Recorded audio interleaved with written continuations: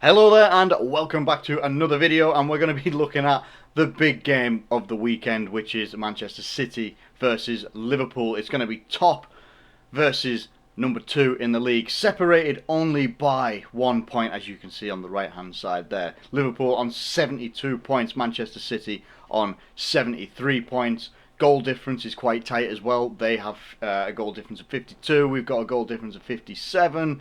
We're both doing well in the Champions League as well. They got a hard-earned victory against Atletico Madrid midweek. We made hard work of playing against Benfica, but we got a 3-1 victory there as well. Very, very positive performance as well by a good couple of players, like your likes of Luis Diaz as well, to name just one player if I was going to. Now, a lot of this is being called a title decider. I'm looking a little bit further down the road for Liverpool in terms of I actually think our title decider could be, and I'm pretty sure, let me just go and double check here, I am pretty sure that we still have to play Spurs at some point. I'm pretty sure we do. Let me just go into Liverpool's fixtures anyway. I should have done that actually, just click on our badge. So let's have a look at our fixtures. I'm sure we have Spurs coming up at some point. We play Man United, we play Everton, we play Newcastle, and then we play Spurs. Spurs are flying right now. They're playing really, really good football. They're looking confident. They're looking like the most team likely to clinch that 4th spot in the Champions League qualification in the league. Anyway, for me, that's the game I actually look at as being the one that is more. I'm not saying that this game is going to be, oh, we're just going to go and walk through Man City or anything like that. I don't believe that whatsoever. I really don't. I think this is going to be one of our toughest games that we're going to have this season, as it should be as well. Two top quality teams, probably two of the best teams in world football right now as it stands, for what they're actually producing. I just think that Spurs game a little bit later on got some troublesome, games are coming up as well. I don't see this as the title decider. I see it as it could help it swing one way or the other, because if it ends up being a draw, which I think that happened earlier in the season, the last time we played, then you can't really call it a title decider because will have moved up a point each, and then it becomes about our other games and such like that, where Man City's fixture list looks a little bit more favourable in some ways, but like Man City have the ability to beat any team. On the flip side of that, we also have the ability to basically to beat any team as well. It's gonna be a massive. I can imagine that neutrals will watch this game, maybe not in the same sort of like romanticism or anything like that, but they'll maybe watch this game like how I would watch like El Clasico. I don't. I'm not a fan of either team, but it's two high quality teams with good history and stuff like that coming up against each other. People will turn around and mock Man City for their lack of history and success in their history and stuff like that, but they're making their history right now. And whether you can say what you want about how they've spent money and they've had all this money and all that sort of business, at the end of the day, history will only really look back at how successful they were, and what they won, what they managed to achieve during all this time. And they've achieved a lot. It has to be said. You might not like it, but it's just a fact. They have achieved. So, and now we're on the cusp of being able to achieve some good things this season as well. I am still concerned about Liverpool, though. We're going to go through things like this lineup. This is the possible lineup from fotmob.com. There are changes to this that I want to make. And I think there will be a couple of changes. There's a change that I would want to make that isn't necessarily going to be to people's preference. We'll get into that. I'm going to go from the back here.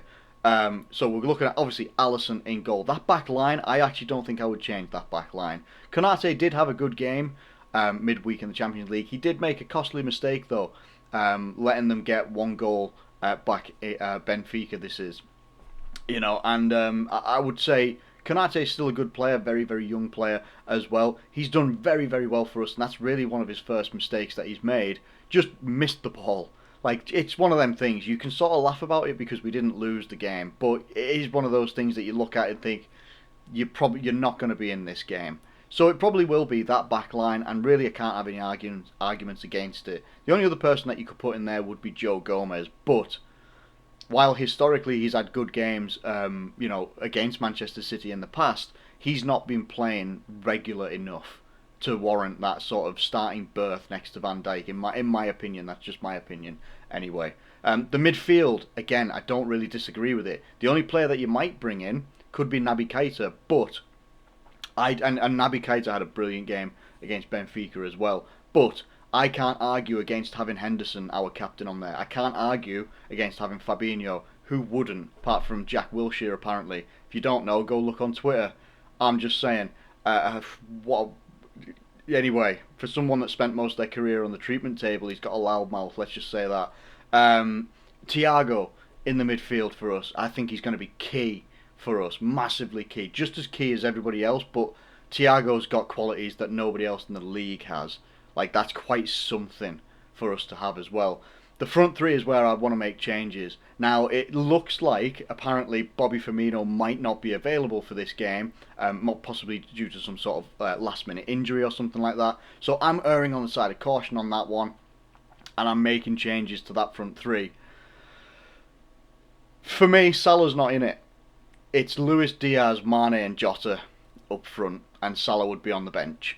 And I'm not doing it for any other reason that I think it's for the betterment of Liverpool playing this game. Now, I know Klopp has turned around and said historically he'll be looking at performances from the past in this game. And I get it. You want to use people that you've relied on before, that have performed well for you as well. Just at this moment in time, Salah's chances aren't really flowing a lot. I know a lot of people are criticising him, saying he hasn't scored from open play since February, and that is quite a while. It's quite a while. It really is. There's no getting away from it. Had a tough time with Egypt this year.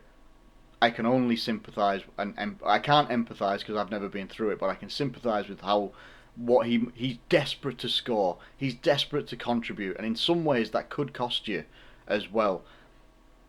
I do think that how Luis Diaz has come into this Liverpool team has done wonders for him in terms of getting chances as well and performing well for Liverpool.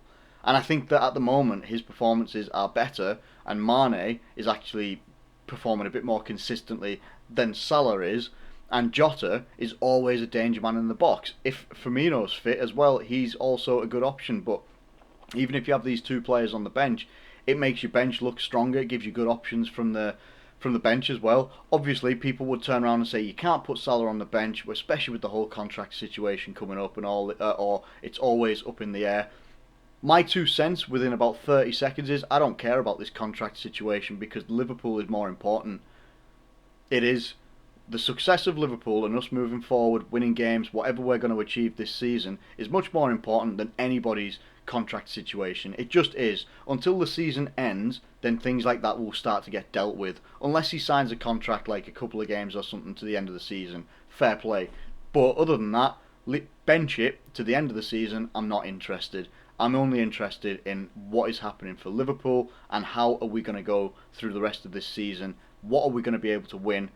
And I genuinely think just at this moment, trying to take bias and how much I love Salah as a player, he's not performing well enough at the moment. He just isn't. The evidence is there for you to see. The eye test does not lie. I don't care what stats and things like stat reviews and stuff at the end of matches and stuff like that. The eye test doesn't lie. The man he's playing with desperation at the moment, and that's not something that we need right now. Having him come off the bench is a great option, but I think going with like I said, you could have Luis Diaz play off the left, you could have Mane play off the right, you have Jota through the middle, and these guys can interswitch. They just like all members of the front three, whoever plays there, whether it's Salah, whether it's Firmino, they all switch about.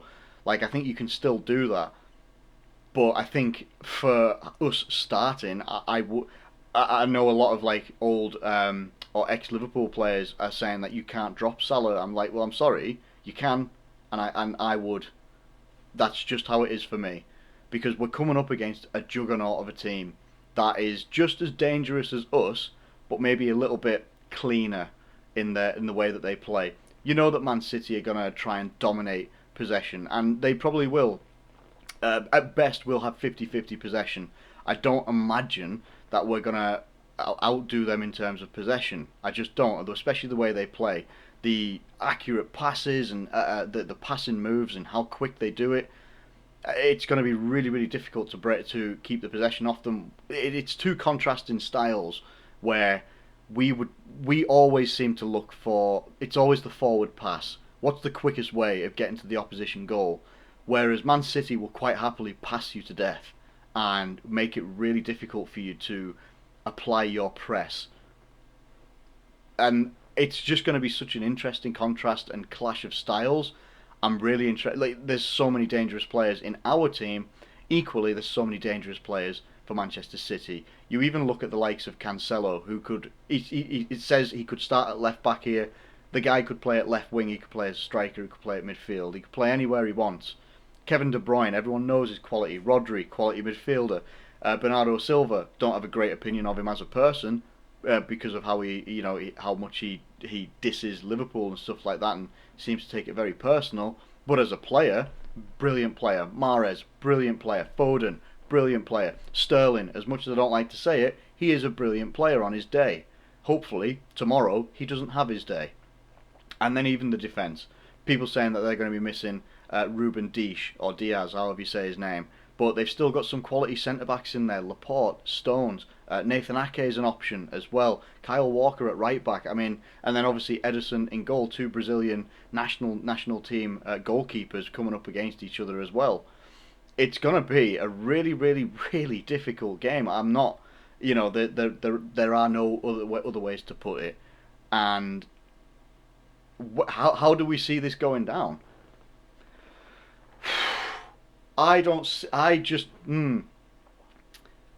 not trying to be pessimistic, but what I will say is I don't think that Liverpool will win this game. I think the best that we might get out of this game is a draw. Obviously, if and why I say that before anybody comments anything, why I say that is because look at how we've started games recently. And I'm not just talking the last 2 or 3 games or something like that. I'm talking about maybe the last couple of weeks, last couple of months, because obviously you've got to take the international break into account as well. We seem to react to being attacked. We don't seem to be taking games by the scruff of the neck and going for it at the moment. And if we don't go for it from minute one against this team, trying to retain possession but moving forward aggressively, getting that ball forward, getting it as close to the goal as quickly as possible. If we start dilly-dallying around the halfway line, then you are opening yourselves up to being countered. And I don't mean that Man City play counter-attacking football. Counter-attacks are just things that happen against any teams, to any teams of certain quality and stuff like that as well. If we play how the risky games that we played, even against Watford, and the ones that we played against Benfica as well, where you are allowing danger to be brought into your box, we will get ripped to shreds.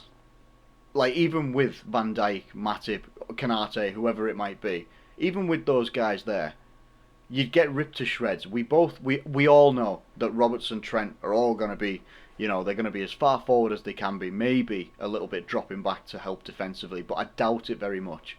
I think you're going to get the same approach that you do get from those guys. Maybe Fabinho dropping in to split the defenders and make it a 3 at a time. Or maybe you'll get a little bit of that every now and again. But we have to be careful because of the way we've started games recently. It's easy for anyone to turn around and say all of our players are world class and we'll absolutely beat the crap out of Man City. But it's just not realistic.